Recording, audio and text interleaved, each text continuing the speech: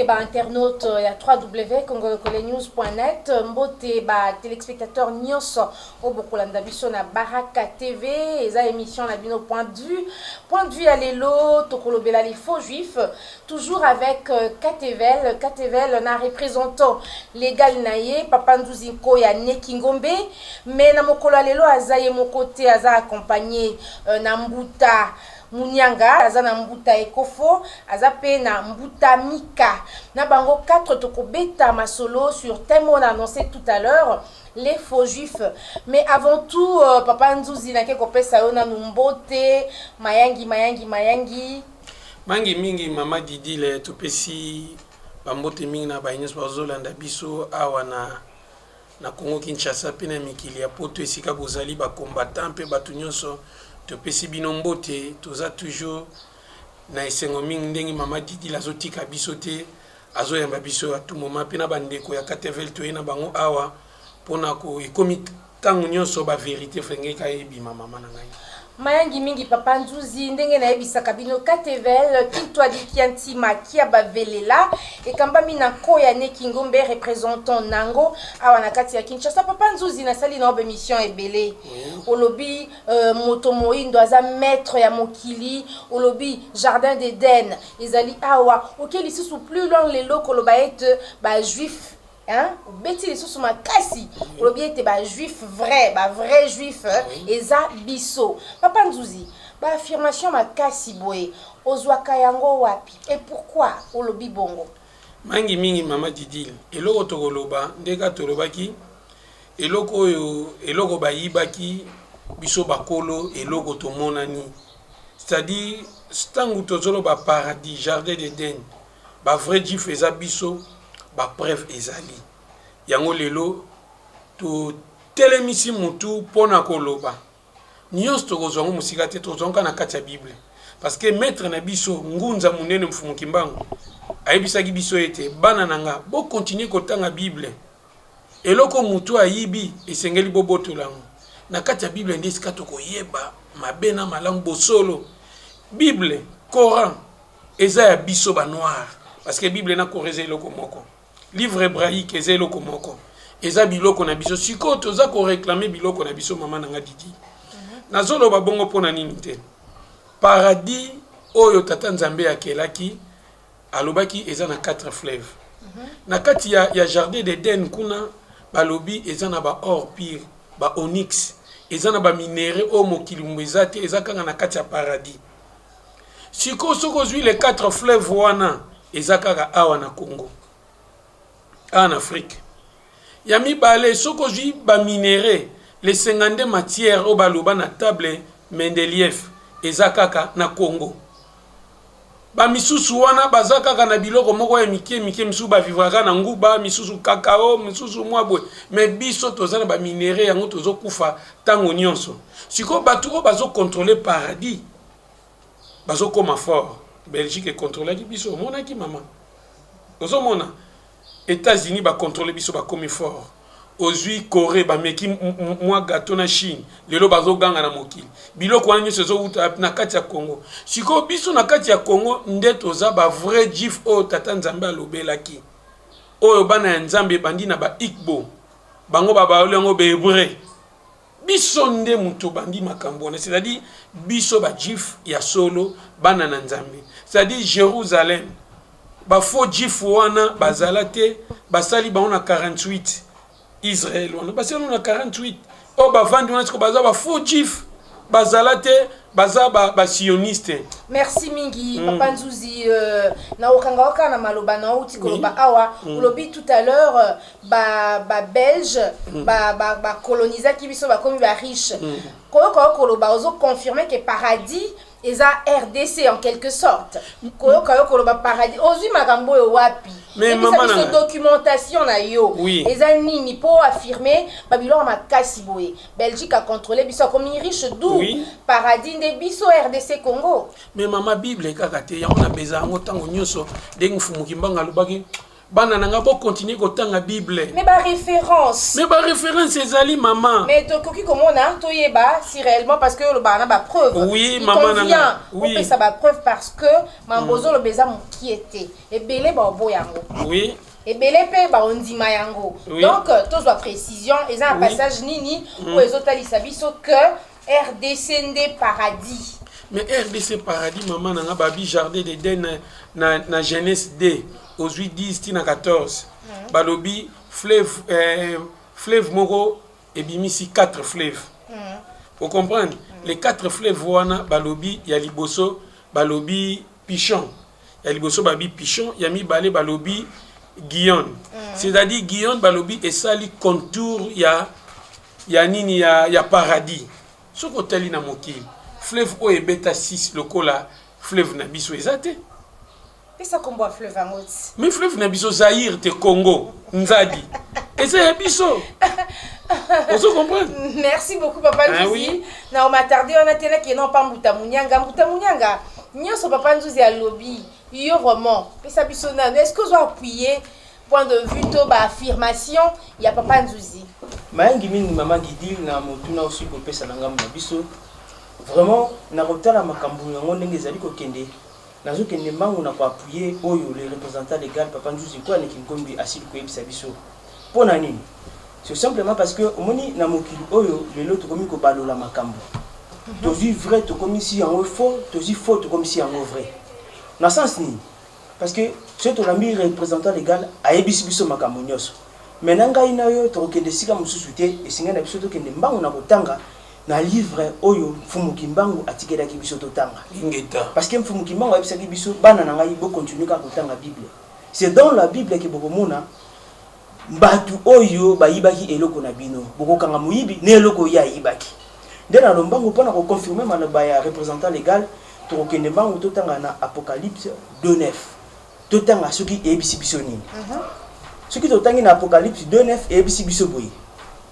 Je connais ta détresse et ta pauvreté, mais en réalité tu es riche.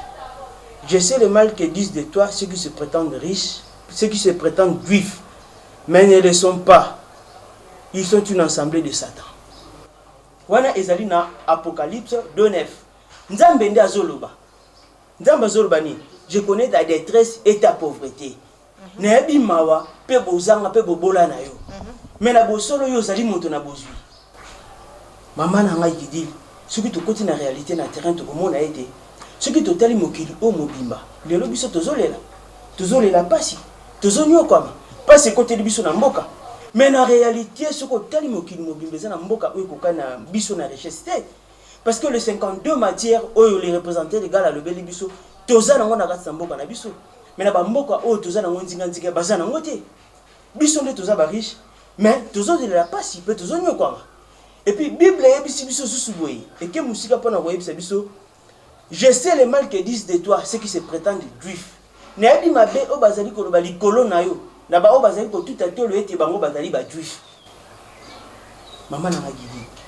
To meka ko vanda mo muke nani azoloba Nzambe.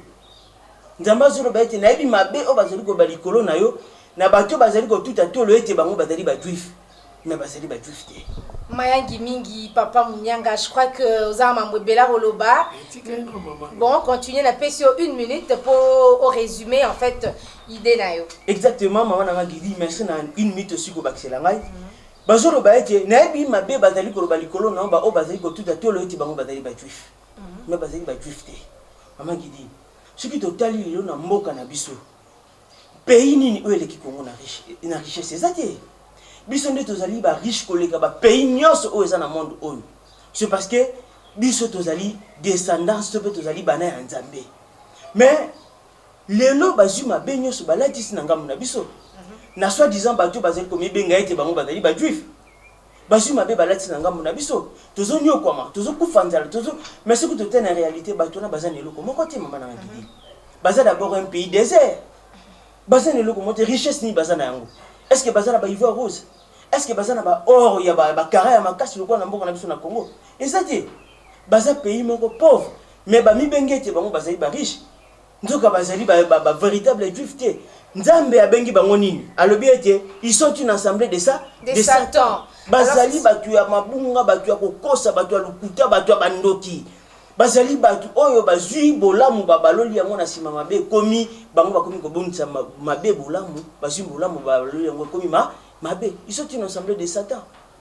Maengi mingi papa Munyanga, puisque tozolo bela pe ba faux juif.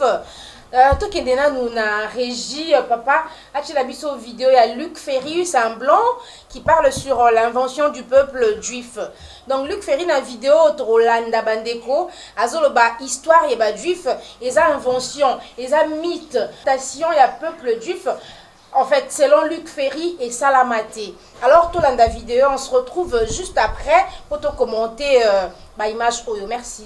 Shlomo Sand, sa thèse est, disons, un brin provocante. Luc, vous allez... Oui, c'est un livre, Jacques nous dira pourquoi tout à l'heure, puisque Jacques connaît bien Shlomo Sand, c'est un livre qui exaspère à la fois les sionistes et les antisémites, donc ça risque toujours de faire beaucoup, et c'est un livre qui est en même temps absolument passionnant, et dont je voudrais essayer, pardon, je vais être très schématique, mais de faire comprendre la thèse, parce que on pourrait en parler pendant des heures, mais essayons au moins de comprendre le point qui fait problème. Ce que dit Shlomo Sand, c'est que dans la fondation de l'État d'Israël, et au moment où on va fonder l'État d'Israël, notamment à partir donc du grand mouvement sioniste, qui est un mouvement tout à fait intéressant, eh bien, on a inventé, dit-il, une histoire mythique, une histoire du peuple juif qui, en gros, est à peu près la suivante. On a des descendants d'Abraham qui forment les 12 tribus d'Israël et qui sont localisés en Palestine. Et donc on a un peuple race, dit-il. C'est un peuple qui descend du même patriarche et qui, on dirait, génétiquement aujourd'hui, forme une espèce de race, hein, en quelque sens qu'on l'entend, mais nous avons une communauté ethnique soudée entre elles, les 12 tribus d'Israël. Et puis ces 12 tribus d'Israël, elles sont, comme on sait, victimes notamment, il y a beaucoup d'autres épisodes intermédiaires, mais à partir de 135 après Jésus-Christ, du temps de l'empereur Adrien, l'histoire veut que ces communautés sont dispersées, ce peuple d'Israël est dispersé, c'est ce qu'on appelle la diaspora. Les Romains auraient déporté les Juifs, et puis alors les Juifs seraient après exilés un peu partout dans le monde, et puis c'est comme ça qu'on aurait finalement, bon, les Séfarades en Afrique du Nord, les Ashkénazes en Allemagne qui vont s'étendre après, etc.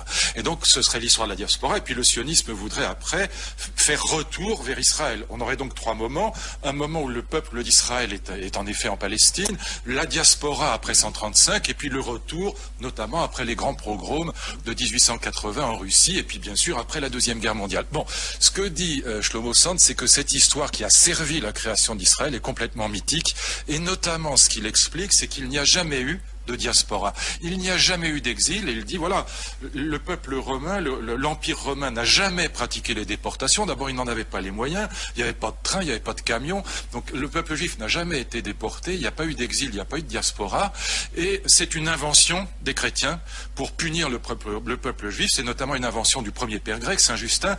Qu'est-ce qui s'est passé? Alors du coup, on dit, et comment expliquer les communautés juives partout dans le monde, si c'est pas de la diaspora? Eh bien, ce qu'il explique, c'est qu'en vérité, ces communautés juives un peu partout dans le monde sont le résultat de grands moments de conversion, et que la religion juive a été une religion prosélyte, et qu'un certain nombre de peuples qui n'avaient aucun rapport ethnique, racial avec les tribus d'Israël, ou génétique, parce que je dis génétique parce qu'un certain nombre de savants aujourd'hui, y compris en Israël, cherchent à trouver une origine commune génétiquement, bon, un ADN commun aux juifs, ce qui est absurde, enfin bon, et ce qui est à la limite antisémite, enfin bon, mais évidemment on voit qu'elles sont absurdes parce que l'immense majorité des juifs d'aujourd'hui n'ont absolument aucun rapport ethnique avec les 12 tribus d'Israël. C'est ça évidemment aussi qui est, eh bien, si on prend la thèse de Shlomo Sand, il y a d'autres historiens qui ont défendu la même thèse avant lui, ça veut dire que, en gros, pour aller vite, les Ashkénazes sont essentiellement des descendants des Khazars, et que Hitler n'aurait jamais tué aucun juif de Judée, mais il aurait tué uniquement des descendants des Khazars. Vous voyez pourquoi cette thèse, évidemment, embête à la fois un certain nombre de sionistes, mais aussi un certain nombre d'antisémites. Pas de peuple juif, pas d'exil, pas de diaspora. Voilà. D'accord, Toti Kolanda, ba image, Oyo Bomoni Mundele, Luc Ferry, a confirmé que polémique, polémique sur l'invention du peuple juif. À l'obi, histoire à bas juif, ils a une mythe, ils a soloté, salemakate. Alors on bouteille kofo, n'a ba image Tolandi, commentaire nini, au Kosala, est-ce que on doit appuyer Luc Ferry, to aux un avis contraire par rapport à vidéo Tolandi? Absolument. Histoire mythique peut diabolique wana ngana zaka appuyer ndenge alobi. Histoire diabolique wana ba kelia ngoko kela et yaki spontanément. Yaki spontanément dans l'an 135. Tango Adrien, empereur Adrien, azalaki c'est un grec? Non, c'est un italien, je pense, azalaki un empire romain à l'époque na 135, akufi na 138, atika idea projet diabolique wana. Et que ba kela ba sala histoire moko ke bana babungi bato babungi ba sala ngona 3 moments. Moment ya konyoka ba moni passe na Palestine, moment ya déportation to diaspora, pe moment ni ba koluka ete ba zongisa bango na terre ya Israël. Nzoka bazaki peuple Khazar, tout comme tout royaume bazaka na apogée na déclin na yango. Royaume Khazar est régnaki na 8e na 10e siècle. Barignaki place Khazar ezaki eza place Crimée zali Crimée Ukraine Géorgie Arménie Azerbaïdjan mopanzi wana nyonso ancien CI IRSS yakala nde babandaki ko régner côté wana. Alors baskena bayi ko vanda en Allemagne ba afedot bayi ko vanda na nord ya Afrique nde bayi ko zwa bango po balukela bango place na série ya dictateur anglais onani Oliver Cromwell. Alukela ki bango place na 12e siècle. Projet ya Satan ane umeli. Na 1948, nde bangi ba ko concrétiser. C'est pas pour rien Hitler abanda oboma bango pamba. Po ayebaki ke wana ba faux juif. Ba vrai bazali. Bisonde ba vrai. Bisonde ba vrai. Yango moni na 1880 réunion moko salimaki na Russie po ba ebande ni ba canaliser bango. Mama nanga na opesa exemple moko facile. Ba Syrien bango bazoki ma guerre pa na bango mais ba ko vanda en Allemagne ndenge kaka ba Khazar na ba vandaki siko so bolukeli ba Syrien place ba fanda ba to na bo bambi bango nationalité non c'est pas possible et à histoire moko monter de toutes pièces ba vrai juif ils ont des biso ba peuple bantou noir ba Igbo. Merci beaucoup Mayangi Mingi Mbuta Kofo na pesi maloba papa Mika balobi mingi yawa bisonde ba vrai juif ba na kuna importation ya bango ezalaka te ezalokuta juif invention une mythique tout ça na lingi yo ebisa biso papa makambo bango balobi yo pozo ndimango vraiment pour na biyo ozana un grand mathématicien Congo biloko aboye yo pozo appuyer Matondo mingi mama Gidil bande konanga ndenge to fandi na plateau awa soki to ye ko telema boye c'est que eza pona kokosa mokili te to yende ko restituer vérité parce que oyo nyonso boyoki que faux juif azali c'est que vrai azali soki faux azali aza ko tambola na fausseté c'est que aza na papa na ye moko songolo pakala. Or papa na ye songolo pakala azali nde oyo azalaka père du mensonge. Telema bango ba ye ko fanda na lokuta balingi ba bongo la lokuta ba tiango na place ya bosolo ba tiango na place ya lokuta. Mais eleko e sali ke bisoto telema ba papa nzuzi a telema ate ya biso tango toye ko fungwa ba toye ko comprendre que te papa nzuzi aza na raison et si ka nyosa ko kene pona ko défendre yango to kozala parce que tozana ba preuve mikanda o nyoso oyo fumukimbango ayebisa biso to tikala kotanga nyoso eza ko pesa biso ba réalité pe ba vérité ba réponse nyoso mama Gidil to ko lakisa yango na kati. Merci Mingi papa et Kofo tout sur les sous vidéo mususu place kaka Luc Ferry azoloba sur Kaba faux juif wana zoloba que bazala ina bango vraiment ba chrétienté. Ah oui ba musulman na ba chrétien de bazaki ba peuplement fort alors ba obligea ki bango ba kota christianisme na makasi. Na habité soki bino réaction na bino ki kozala nini après vidéo oyo tozonga na plateau et puis topesa ba réponse après. Voyez, là où Shlomo Sand permet à la lumière de l'histoire et de l'historiographie, comme disait Jacques, parce qu'en effet, il ne prétend pas inventer des choses nouvelles. Par exemple, l'affaire des Khazars, elle est bien connue. Koestler avait écrit un livre célèbre, La 13e tribu. Marek Alter avait publié un très beau livre sur les Khazars, et dans lesquels il disait au fond la même chose que Shlomo Sand, à savoir que l'immense majorité des Ashkénazes sont probablement des descendants des Khazars, qui est un peuple converti. Pourquoi ils sont convertis? C'est très intéressant. Pourquoi à la fois la religion juive a été prosélyte et pourquoi les gens se sont convertis au judaïsme? Aujourd'hui, ça nous paraît très étrange. Parce que la religion juive n'est plus prosélyte aujourd'hui. Exactement. Et voilà, parce que qui aurait envie aujourd'hui un peuple qui voudrait se convertir au judaïsme? Ça paraît très très bien. En vérité, ce que montre Shlomo Sand, qui est très intéressant, c'est que des peuples entiers se sont convertis au judaïsme. D'abord, parce qu'ils trouvaient que cette religion était très belle, mais aussi parce que ça leur permettait d'échapper à ces deux guerriers terribles qui étaient d'un côté les musulmans, de l'autre les chrétiens. Et donc la conversion au judaïsme était un moyen d'échapper aux deux mâchoires de l'étau, musulmane et chrétienne, et donc de trouver une certaine forme de liberté. Voilà pourquoi la reine Kaïna, berbère, se convertit et convertit. Ok, c'est bon, toti kolanda vidéo, oh bon, mon indenge Luc Ferry, a outil susuko affirmé, babilo makasi. Alobi, ba juif, bazala na banka obligé na ba musulman na ba chrétien parce qu'à l'époque bon bazali très très fort ba obligé ki bango ba se convertir en christianisme. Papa ekofo. Oui, ezali bongo.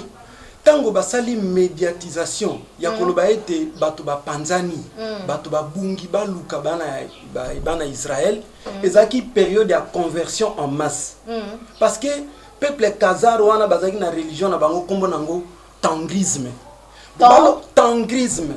Balongola bango na tangrisme, batia bango na christianisme occidental na judaïsme. Yango il faut ba créer loko moko boya lokuta pour batia bango ndeko na ngai. Déportation salemate, il n'y a pas eu dispersion parce que mitu kezakite ba romain à l'époque parce que na mbongo te mitu kezakite ba avion ezakite ba train pe ezakite boko déporter ba tondenge ni ba kozwa pe mbongo place nini tala place lokuta elingi koma bosolo solo elingi koma lokuta déportation tikala ko salemate na mokili. Alors justement nous avons ba témoignage ya Mike ya Mbutamika na ya papa le mathématicien na papa Munyanga en une minute pour commenter sur vidéo toti comment on a pour toi avancer quoi. Exactement maman na Guidi avant na yebisa ki oki bato na bazana bango batalo kuta baza ba miyibi yango na maître Jésus bana ko benga bango la race de vipère baza bana nyoka musala na bango kokosa na kasi na mokili eza makambo o etikala kosala mate pona l'action ki baza ba race de vipère musala bango kokosa tela makambo ba yeli biso na kasi biso nde tokosa ate mama na Guidi ba kosi mokili ti mokili koti na konyoka ma soki ngano tozo nyoka ma eza par rapport ya makambo ya bato ba yeli biso na mokili bango bana na nzambe soit disant bango bana na nzambe nzoka ba ye ko boma pe ko koti biso na basi ba yeli biso makambo oyo Bible tope nzambe abengaki bango baza une assemblée de Satan pona ko lakso ki baza ba assemblée de Satan ba ye na makambo mobali na mobali babalana okomona prêtre aya salini a bénir mariage wana mosi na mosi babalani est-ce que wute bandila mokili nzamba chaka ite mosi na mosi babalana mobali na mobali babalana wana bondoki te nzamba sala keke mosi abalana na mobali pour que reproduction sani esalema baye na mabe na mokili oyo bazali batu oyo bazali lukuta batu akokosa bamiyibi baye na objectif moko ya ko manipuler peuple noir pour que bango bazo ba avantage na bango. Eh bien, nazalo babato o bazolanda bazui biso en cours toza na papa Nzuzinko ya Nekingombe représentant légal ya Katevel qui toi dit Kiantima qui a bavelela na ye tozolo bela les faux juifs. Alors tolanda lisu sous troisième vidéo na biso wana to retrouver mondele moko monsieur Jacques azolo bela 13 tribus. Na habité 13e tribu. Ezalaka te tout landa ba image to rezo dans la plateau pour en commenter yango. Il y a là quelque chose qui est très fort dans le livre de Shlomo Sand, c'est qu'il montre qu'il y a eu des grandes périodes de conversion et que ça explique la dispersion des Juifs dans le monde, notamment trois grandes périodes, le royaume des Imiars, la reine berbère Caïna, et puis évidemment cette fameuse 13e tribu d'Israël, comme on l'a appelé, le royaume des Khazars. Et juste un dernier point, le royaume des Khazars, le royaume qui était à peu près localisé en Crimée, qui va exister entre le 8e, enfin au 8e, 10e siècle après Jésus-Christ évidemment, ce royaume qui a battu monnaie avec, en hébreu, avec des inscriptions en hébreu. Et voilà, Toti Kolanda, ba image sur tribu, 13e tribu, Ezalaka to Ezalaka te ya confirmé. Alors, na zoni na plateau na Papa Nzouzi. Papa Nzouzi, on a kosu ki sa olobi nini, to landi 13e tribu. Elingi, ekota na Bible, to eza nini.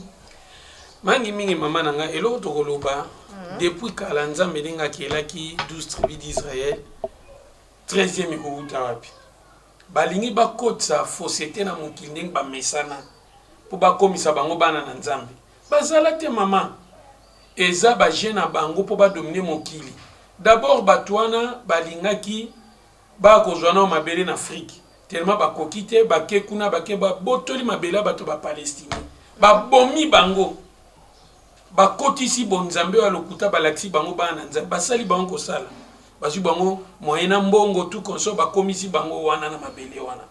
Luc, il rappelle Shlomo Sand que la notion de peuple juif contraint à l'exil figure dans la déclaration d'indépendance de l'État d'Israël en 48. Oui, bien sûr. Peuple juif contraint à l'exil. Voilà, et c'est évidemment là que son livre fait polémique et dérange beaucoup de gens. Je rencontre un certain nombre d'amis qui me disent, voilà, bon, il a peut-être raison, Shlomo Sand, mais c'est pas le moment de le dire. Pourquoi?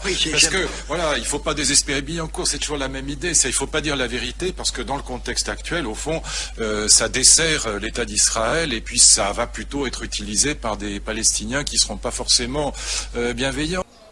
Bazalatin, baza batu ya lokuta, c'est-à-dire bato bazo sambela batu wana bana na Nzambe, nzoka basambela ka Satana.